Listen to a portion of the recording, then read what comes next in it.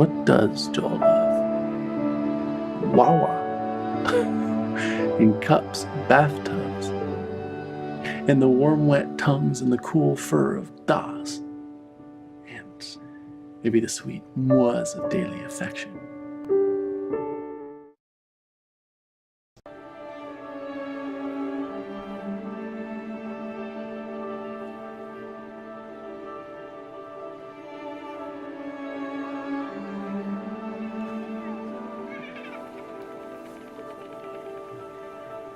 That Dragon Cancer is a purely narrative game made for Ryan Green, whose son Joel Green passed away from cancer back in 2014.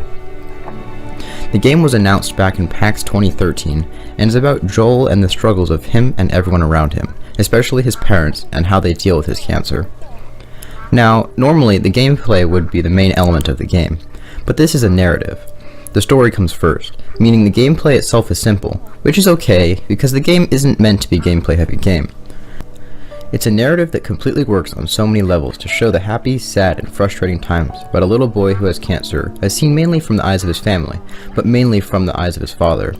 And this is when the game shines.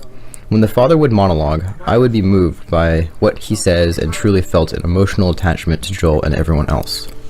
The wife's speeches were also done well, and her belief that God would save the baby and the utter realization of there not being anyone to help made me feel very emotional and even tear up a little.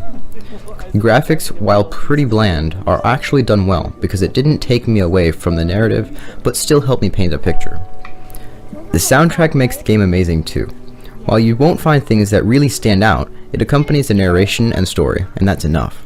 The acting, as I said before, is done very well, and this is what mainly made the narrative so moving and really let me see how the parents were in their own shoes.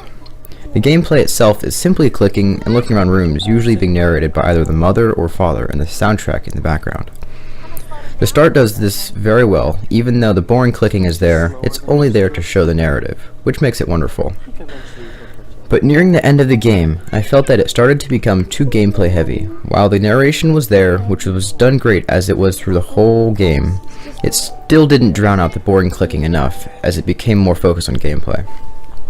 But like I said, narration is there, and other than a small bug forcing me to skip a little part, that there's nothing really wrong with the game.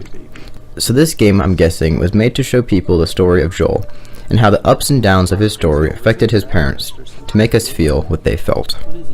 This game completely does that, no doubt, with its great soundtrack, graphics which may be dull, but good enough to paint a picture, and the moving dialogue. Makes this game a must-play to all gamers who can enjoy a narrative, even though this game has some issues such as a couple bugs, some boring sections near the end of the game. We give this game 3.5 stars.